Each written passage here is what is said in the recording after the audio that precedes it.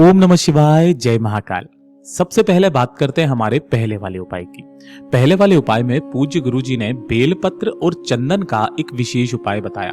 ये उपाय उन सभी व्यक्तियों को करना है जिनकी कोई कामना है, कोई इच्छा है, कोई हृदय की बात है जो महादेव तक नहीं पहुंच रही हो। आपने एक लोटा जल भी चढ़ाया, आपने बेलपत्र भी चढ़ाया, आपने हर उस क्रम से उपाय किया जैसा पूज्य गुरुजी ने बताया। तब कहा कि जब आपकी कोई कामना महादेव तक पहुंच ना रही हो ना, तब इस उपाय का प्रैक्टिकल करके जरूर देखना। प्रैक्टिकल करने में क्या जाता है, शिव मंदिर आप जाते हैं, गुरुदेव ने कहा एक बेलपत्र ले लीजिएगा। बेलपत्र नहीं मिलता है तो महादेव की शिवलिंग से उठा लेना और धोकर के काम में ले लेना। इसी के साथ में मात्र 2 चावल के दाने आपको चाहिए, जो कैसे होने चाहिए, अक्षत या अर्थात पूर्ण चावल के दाने होने चाहिए, कहीं से भी खंडित टूटा हुआ चावल का दाना ना हो, और थोड़ा सा लाल चंदन, बस 1 बिंदी के बराबर का आपको क्या चाहिए, लाल चंदन चाहिए होगा। बस ये चीजें चाहिए और 1 लोटा शुद्ध जल तो आपको लेकर के जाना ही है अपने घर का।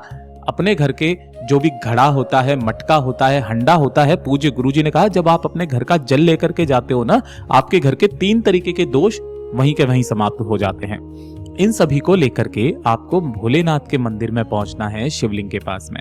यहां पहुंचकर शिवलिंग के पीछे की तरफ में आपको आसन लगा करके बैठ जाना है, जिससे आपका मुख उत्तर दिशा की तरफ में हो जाएगा। अब आप हमेशा मंदिर जाते हैं, डेली महादेव से मांगते हैं, आप उनकी आराधना करते हैं, चंदन लगाते हैं, सब कुछ करते हैं, लेकिन आपके जब दुख कष्ट खत्म ना हो रहे हों, गुरुदेव ने कहा सबसे पहले जो आपने 1 लोटा जल लिया है, उस 1 लोटे जल को भोलेनाथ की शिवलिंग के ठीक शीर्ष पर समर्पित कर देना, श्री शिवाय नमस्तुभ्यम मंत्र का स्मरण करते हुए। जैसे ही आपका संपूर्ण जल समर्पित हो जाए, उसके पश्चात जो आपने एक बेलपत्र लिया है, इस 1 बेलपत्र की बीच वाली जो पत्ती है, इस पर 1 अंग का संबोधन बनाना है। अंग का संबोधन है लाल चंदन की 1 बिंदी महादेव के नाम से यहां पर लगाना। और जब आप यहां पर ये बिंदी लगा रहे होगे, महादेव का एक बहुत प्यारा सा नाम है, कौन सा, कुंदकेश्वर महादेव। किनके नाम से, कुंदकेश्वर महादेव के नाम से 1 बिंदी यहां पे लगाना। और जो 2 चावल के दाने लिए हैं, उनमें से 1 चावल का दाना इस वाली पत्ती पर किनके नाम से रखोगे, मां भगवती के नाम से, ठीक है ना। और 1 चावल का दाना इस वाली बेलपत्र की पत्ती पर ये लगोगे भगवान गणेश के नाम का, ठीक है। इस तरीके से बेलपत्र को रखना, इसे अपने दाहिने हाथ की हथेली पर रखना, डंडी आपकी तरफ होनी चाहिए, बीच वाली पत्ती बीच वाली उंगली पर होनी चाहिए। अपना नाम बोलना, पहले अपना गोत्र बोलना, और जिस कामना से आप करने के लिए आए हो, आपके जीवन के दुख कष्ट नहीं खत्म हो रहे हैं, अपनी कामना कह करके इसे माता अशोक सुंदरी के स्थान पर, शिवलिंग पर एक विशेष स्थान होता है, कौन सा, ये वाला स्थान, माता अशोक सुंदरी का स्थान। और इस पर कैसे समर्पित करना है, उल्टा समर्पित करना है, अर्थात आपका जो चावल का दाना है ना, वो बेलपत्र के नीचे चला जाना चाहिए। बेलपत्र की डंडी रहेगी जलाधारी की तरफ, बीच वाली पत्ती का भाग रहेगा आपकी तरफ में। अपनी कामना के करके बस रख करके चले आ जाना, मेरा बाबा इतने में ही आप पर कृपा कर देगा। और जो दूसरा उपाय पूज्य गुरुजी ने बताया है, ये तो सबसे ही ज्यादा खास और विशेष उपाय है। ये वाला उपाय कब किया जाता है, उस चीज को ध्यान से सुनिएगा।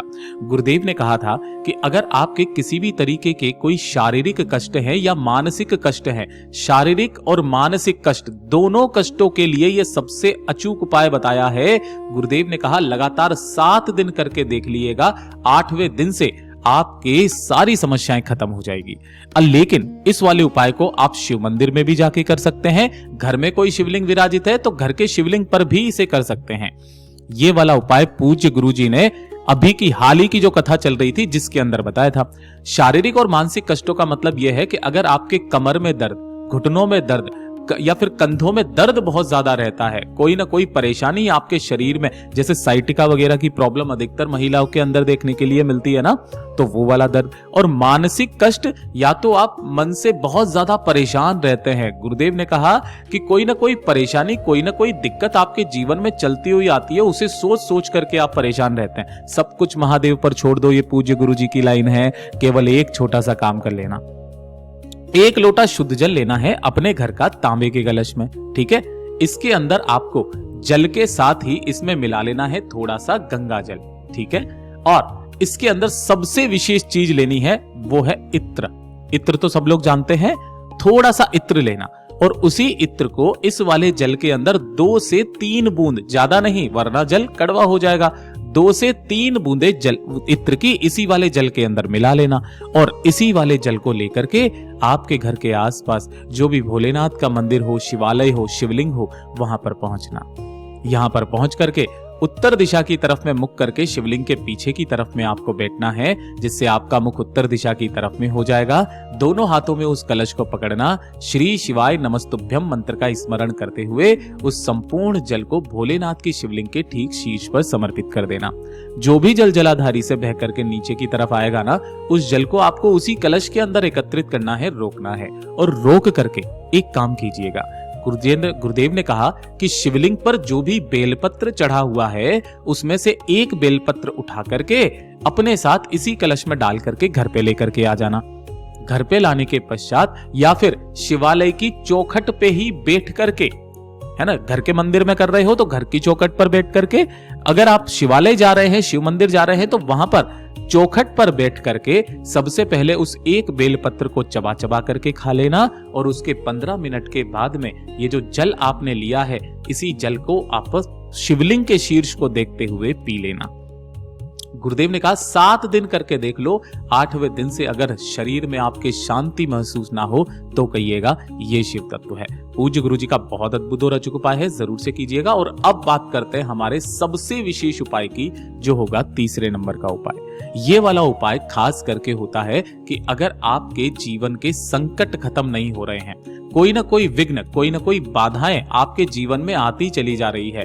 जब आप किसी कार्य के लिए जाते हैं तो अचानक से उसके अंदर कोई ना कोई रुकावट आ जाती हो, ठीक है ना। कुछ भी कार्य करने की सोचते हैं लेकिन उसमें ठहराव आ जाता है।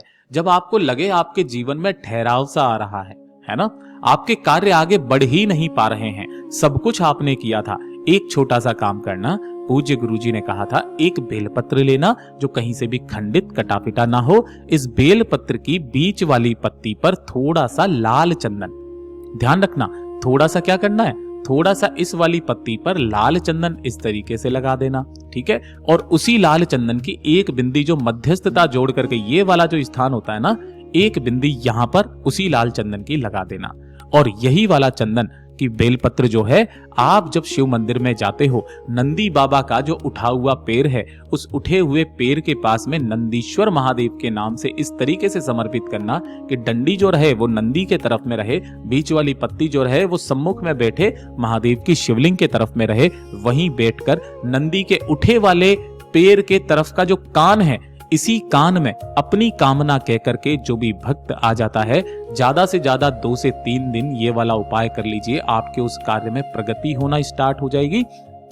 साथ ही साथ आपके जीवन में जो ठहराव आ रहा है वो सदैव के लिए समाप्त हो जाएगा। पूज्य गुरु जी का बहुत अद्भुत और अचूक उपाय जरूर कीजिएगा। वीडियो पसंद आए तो लाइक करना, चैनल को सब्सक्राइब जरूर कीजिएगा।